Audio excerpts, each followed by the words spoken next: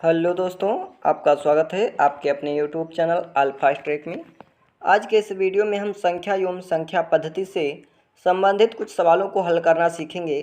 Video को शुरू करने से पहले हम कुछ महत्वपूर्ण बातों को जान लेते हैं, जिसमें पहला है शून्य की खोज किसने की थी। तो शून्य की खोज आर्यभट्ट ने की थी। आर्यभट्ट कहाँ के रहने वाले थे? तो आर्यभट्ट भारत के बिहार राज्य के रहने वाले थे। आर्यभट्ट कहाँ के रहने वाले थे? तो आर्यभट्ट भारत के राज्य बिहार के रहने वाले थे।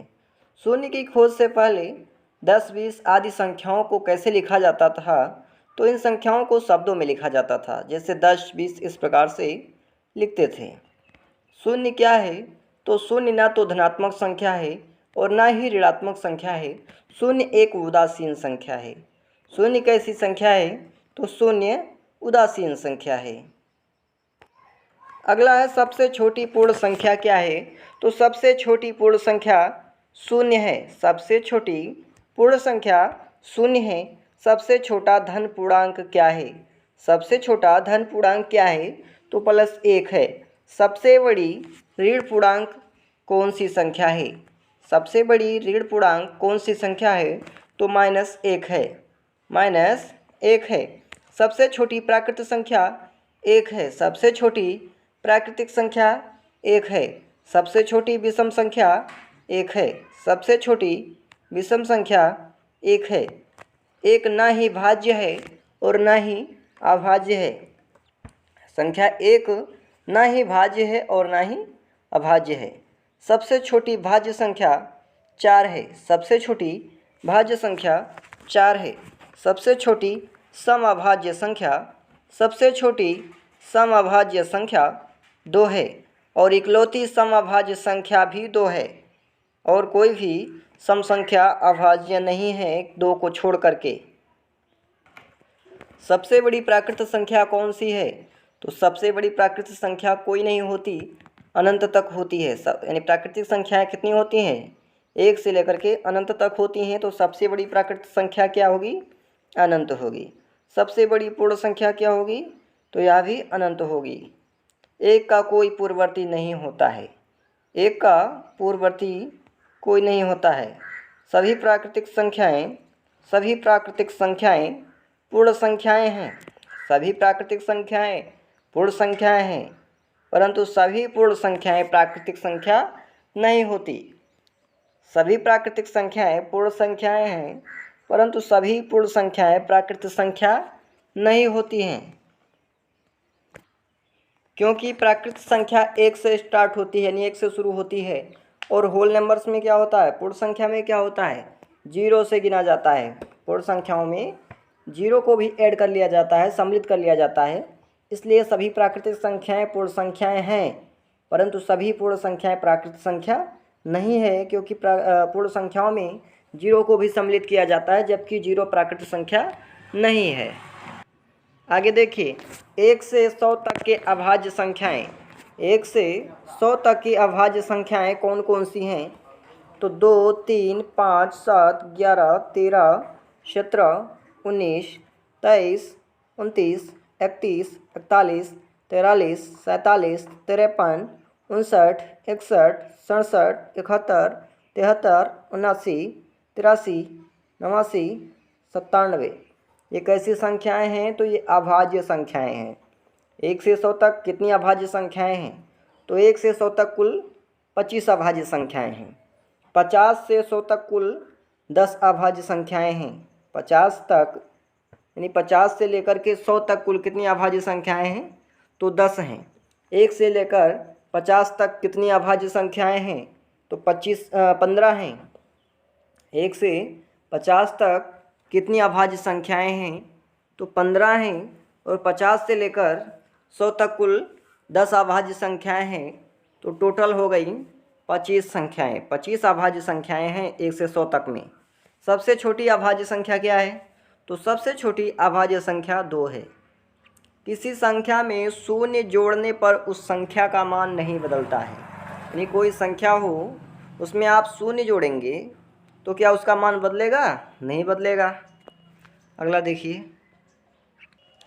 किसी संख्या में शून्य को घटाने पर उस संख्या का मान नहीं बदलता। यानी किसी संख्या में आप शून्य को घटाएंगे तो उसका मान नहीं बदलेगा।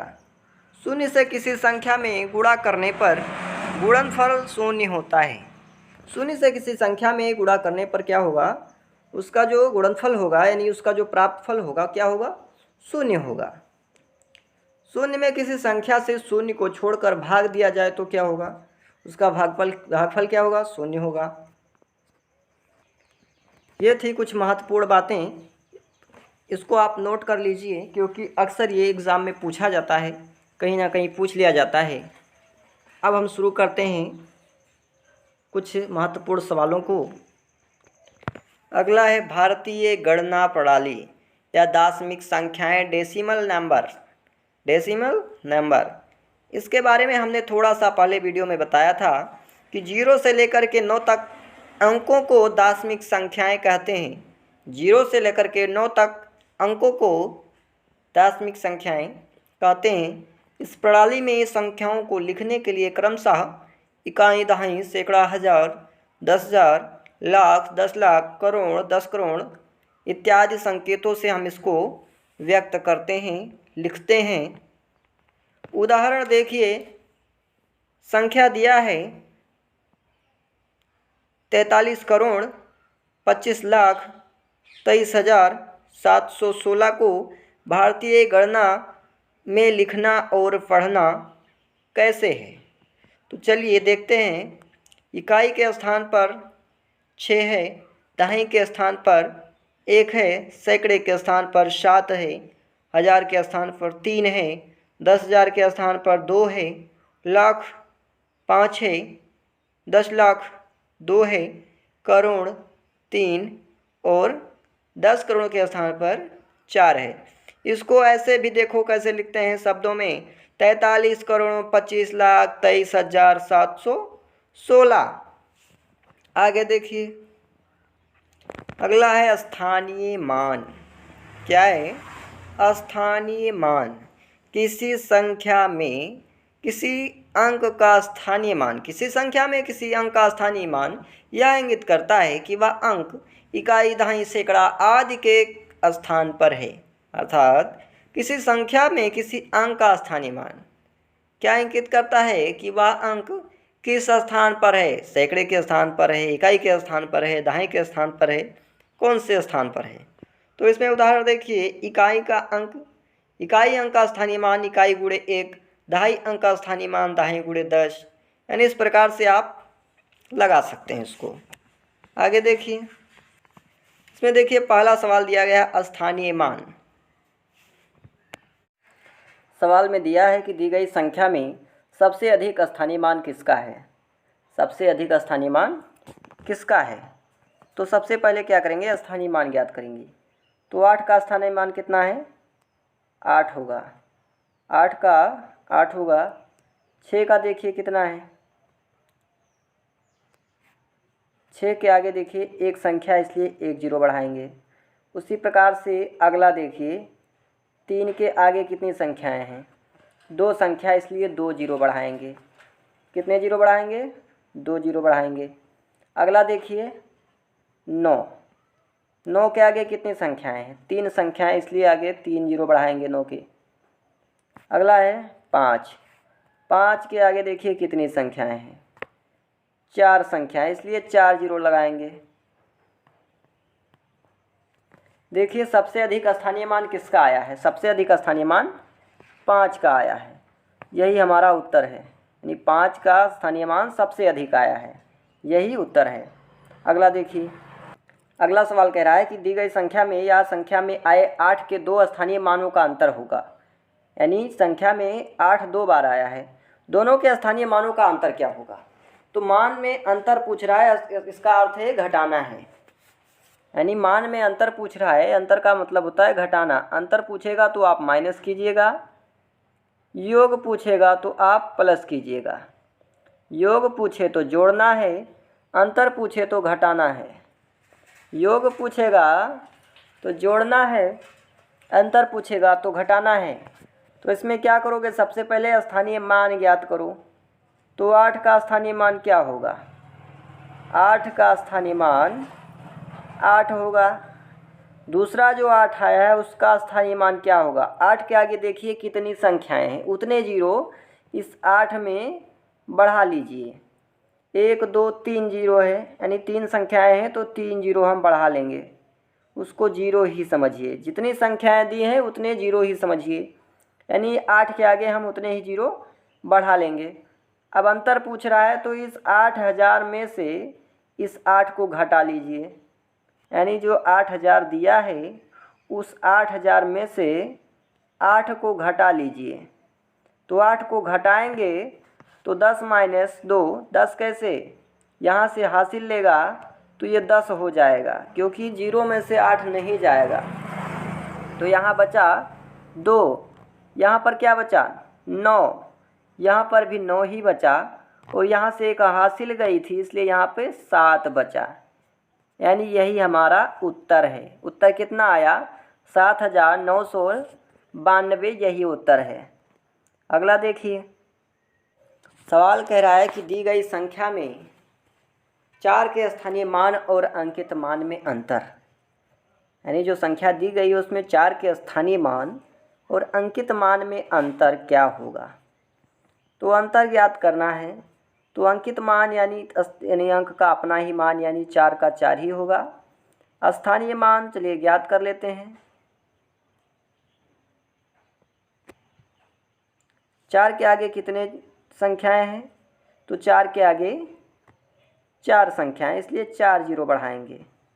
कितने जीरो 4 जीरो। अब ये कितना हो गया, इकाई दहाई सैकड़ा हज़ार 10,000 40,000। 40,000 में से 4 को माइनस करेंगे, क्योंकि अंतर पूछ रहा है। अंतर पूछेगा तो माइनस करना है, योग पूछेगा तो जोड़ना है। तो इसमें से 4 को घटा लीजिए, कितना आएगा 10 में से 4 गई 6, यहाँ पे कितना बचा 9 9 9, यहाँ पे 3, यानी 39,996 किस ऑप्शन में दिया है, ऑप्शन 3 में है, यही उत्तर है। यानी ऑप्शन 3 ही हमारा सही है, यही उत्तर है। ऑप्शन 3 हमारा सही है, यही उत्तर है। अगला देखिए, अगला सवाल कह रहा है कि दी गई संख्या में 3 का स्थानीय मान क्या है, यानी जो संख्या दी गई है इसमें 3 का स्थानीय मान क्या होगा। सिंपल है, इस प्रकार से इसका स्थानीय मान ज्ञात कीजिए। यहाँ पर 3 को उतार लीजिए, उसके बाद 3 के आगे देखिए कितनी संख्याएं हैं, 1 2 3 संख्याएं, 3 जीरो बढ़ा लीजिए, कितना आया 3000, यानी 3 का स्थानीय मान कितना है 3000, यही उत्तर है। अगला देखिए, अगला सवाल कह रहा है कि दी गई संख्या में 6 के स्थानीय मान तथा अंकित मान में अंतर होगा। पिछले सवाल की तरह ये भी सवाल है कि जो सवाल दिया गया है, यानी जो संख्या दी गई है उसमें 6 के स्थानीय मान तथा अंकित मान में अंतर होगा। क्या अंतर होगा, तो अंकित मान क्या होता है, जो संख्या दी जाती है उसका अपना ही मान अंकित मान होता है, इसलिए अंकित मान क्या होगा 6 होगा। अब 6 का स्थानीय मान क्या होगा, तो स्थानीय मान चलिए ज्ञात कर लेते हैं।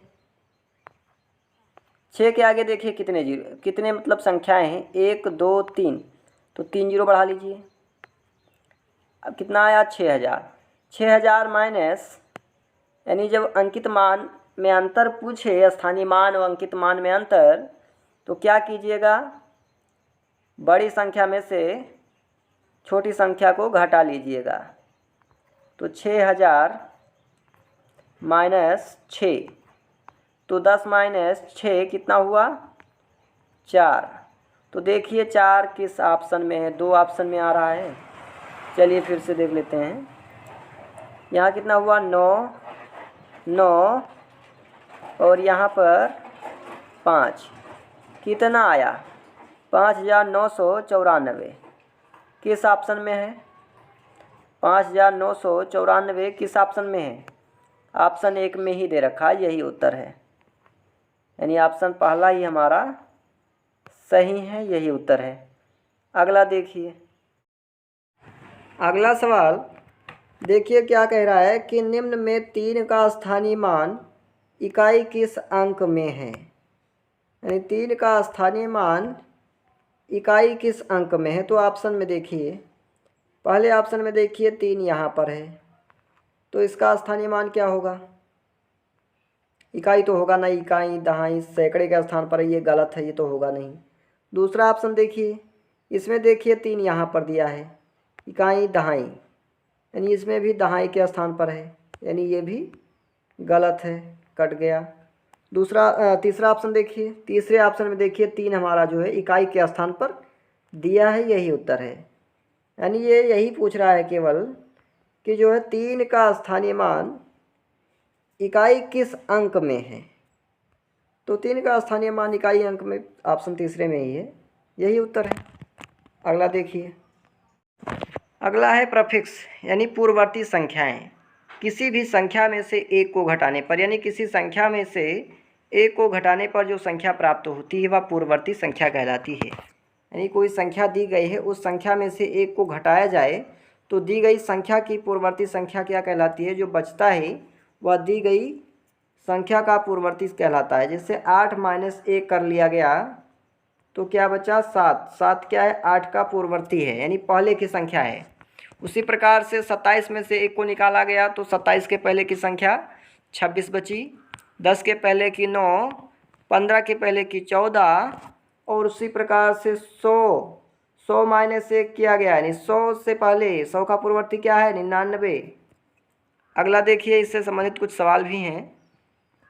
अगला है उत्तरवर्ती सफिक्स। तो उत्तरवर्ती क्या है? जिसमें एक जोड़ दिया जा रहा है। पूर्ववर्ती में क्या हो रहा था? एक माइनस कर लिया जा रहा था, और उत्तरवर्ती में एक जोड़ दिया जा रहा है। यानी किसी संख्या में एक जोड़ देने पर प्राप्त संख्या को दी गई संख्या का उत्तरवर्ती संख्या कहा जाता है। यानी कोई संख्या है, उसमें कोई संख्या जोड़ दी जाए और कोई संख्या जो प्राप्त होगी वो क्या है? उत्तरवर्ती संख्या है, यानी बाद की संख्या है। जैसे 12 में एक जोड़ा गया, 13 क्या है? उत्तरवर्ती संख्या है। 12 का उत्तरवर्ती क्या है? 13 है। पूर्ववर्ती क्या होता? -1 हो जाता, 11 होता। 15 का देखिए, 15 में एक जोड़ दिया जा रहा है तो क्या हो जा रहा है? 16 हो जा रहा है। तो 15 का उत्तरवर्ती क्या है? 16 है। पूर्ववर्ती पूछे तो -1 कर दिया जाएगा, 14 हो जाएगा। उसी प्रकार से 20 का उत्तरवर्ती क्या है? 21 है। अगला देखिए, इसमें देखिए जो संख्या दी गई है इसका अनुवर्ती क्या होगा? तो इसमें क्या होगा? 1 को जोड़ दिया जाएगा तो क्या हो जाएगा? यानी कौन सा ऑप्शन सही रहेगा? ऑप्शन पहला देखिए, हाँ ऑप्शन पहला ही हमारा सही है, यही उत्तर है। दूसरा देखिए क्यों गलत है? इसमें देखिए यहाँ पे 4 दिया गया है। तीसरा देखिए 39 से गलत है इसलिए। चौथा देखिए ये भी गलत है, यानी ऑप्शन पहला ही हमारा सही है, यही उत्तर है। अगला देखिए 700 का अनुवर्ती क्या होगा?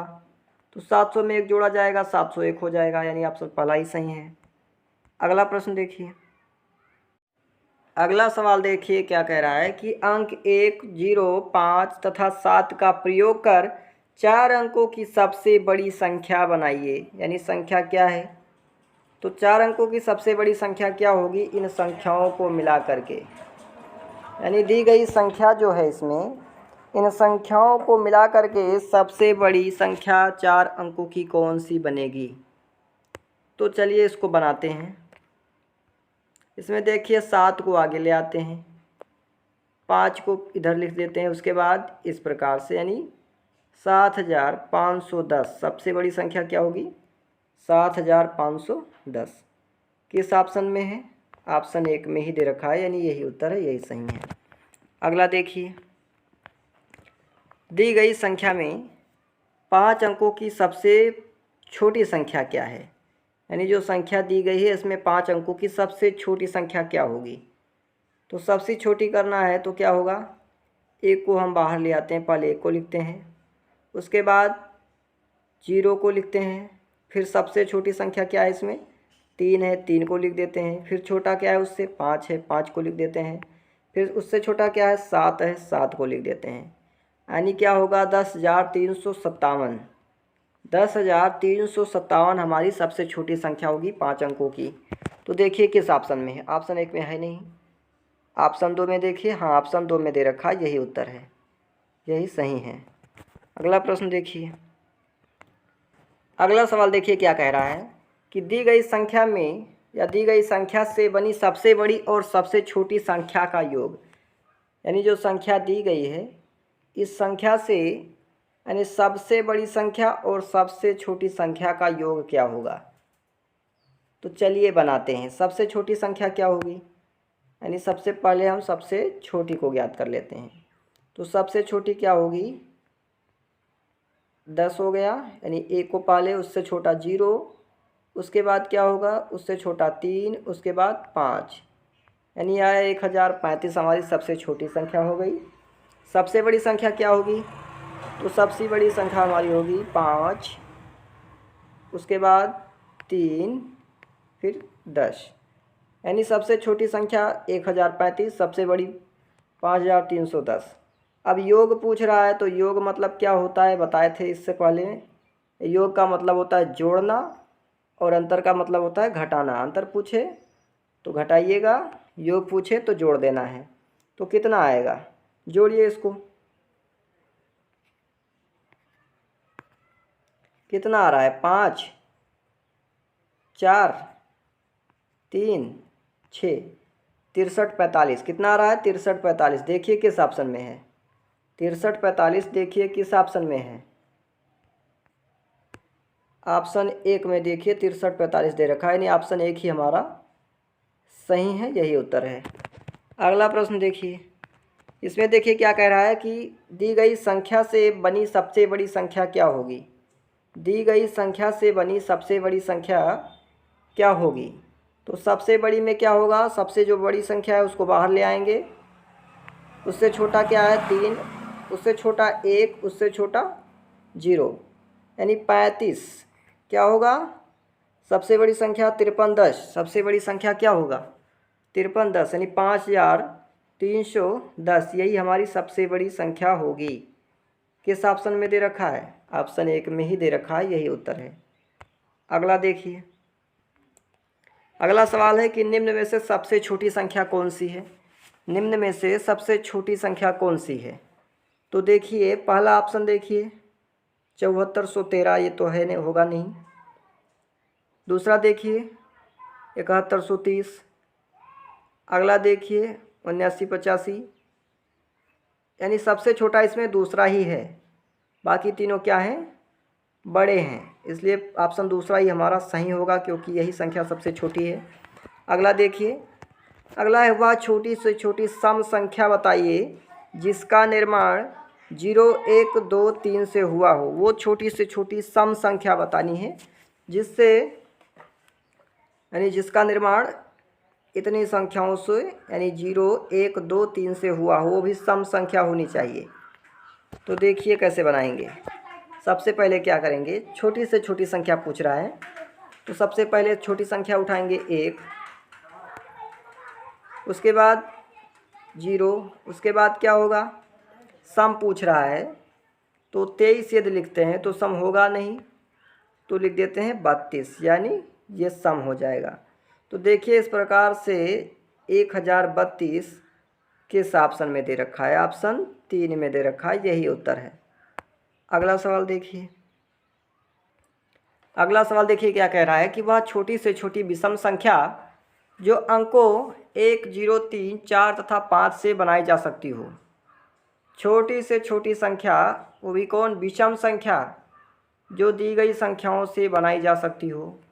तो छोटी से छोटी बनाना है तो सबसे पहले 1 को लाइए, 0 लिखिए, उसके बाद उससे बड़ा कौन है, 3 है, उससे बड़ा 4, उससे बड़ा क्या है 5, यानी 10,345 कितना बनेगा, 10,345 किस ऑप्शन में दे रखा है, ऑप्शन 1 में ही दे रखा है, यही उत्तर है। अगला देखिए, अगला सवाल दे रखा है कि बड़ी से बड़ी तथा छोटी से छोटी 5 अंकों की संख्या जो 0, 3, 6, 7 तथा 9 से बनती है, जब कोई अंक दोबारा नहीं आएगा, अंतर यानी कि घटाना है। योग पूछा होता तो जोड़ देते, अंतर पूछा यानी कि घटाना है। तो सबसे पहले चलिए 5 अंकों की बड़ी से बड़ी संख्या बनाओ। तो बड़ी से बड़ी संख्या क्या होगा, सबसे पहले बड़ी संख्या को उठाएंगे 9, फिर उससे छोटा क्या है 7, उससे छोटा 6, उससे छोटा 3, उससे छोटा 0, यानी ये बड़ी से बड़ी संख्या हमारी 5 अंकों की कैसे बनी? 97630। छोटी से छोटी संख्या क्या बनेगी? तो सबसे पहले छोटे अंक को उठाएंगे हम, क्या है? 3, उसके बाद 0, उससे छोटा 6, फिर उससे थोड़ा बड़ा हल्का 7, उससे बड़ा 9। अब पूछा है इसका अंतर, तो अंतर कितना आएगा? 10 - 9 कितना होगा? 1। यहाँ क्या होगा? छोटा है 3, इसलिए क्या होगा? यहाँ से एक हासिल यहाँ गई थी, यहाँ कितना बचा? 2। यहाँ से हासिल आई 12 हो गया, कितना हुआ? 12। 12 - 7 5, यहाँ कितना? 15। 15 - 6 कितना हुआ? 9। यहाँ पे कितना था? 7 था, 7 से हासिल गया था, कितना बचा था? 6। तो 6 - 0 कितना हुआ? 6। यहाँ क्या हुआ? 9 - 3 कितना हुआ? 6। देखिए इस प्रकार से, यानी इसका अंतर कितना आ रहा है? 66,951। कितना आ रहा है? 66,951 इसका अंतर आ रहा है। तो देखिए किस ऑप्शन में है? ऑप्शन 3 में दे रखा है। ऑप्शन 3 में दे रखा है, यही उत्तर है। अगला देखिए अगला सवाल क्या कह रहा है कि दी गई संख्या, यानी क्या संख्या दी गई है? 7, 2, 4, 8 तथा 0 से बनने वाली बड़ी से बड़ी 5 अंकीय संख्या जब एक अंक एक ही बार प्रयोग हुआ हो, यानी एक अंक क्या हुआ हो? एक ही बार प्रयोग हुआ हो, तो यानी उसका उत्तर क्या होगा? तो सबसे पहले क्या करना है? जो सबसे बड़ी, यानी बड़ी से बड़ी कभी भी पूछे तो क्या करेंगे? सबसे बड़ी संख्या को हम सबसे पहले लिखेंगे। उसके बाद उससे छोटा क्या? उससे छोटे वाले को लिखेंगे, फिर उससे छोटे वालों को लिखेंगे, फिर उससे छोटे वाला क्या है? 2। उससे छोटा क्या है? 0। तो देखिए 87,420 किस ऑप्शन में दे रखा है? ऑप्शन 1 में तो है ही नहीं, यानी ऑप्शन 3 में देखिए दे रखा है। किस में दे रखा है? 87,420 ऑप्शन 3 में दे रखा है, यही उत्तर है। यानी तीसरा ही हमारा सही है, यही उत्तर है। आज के लिए इतना ही।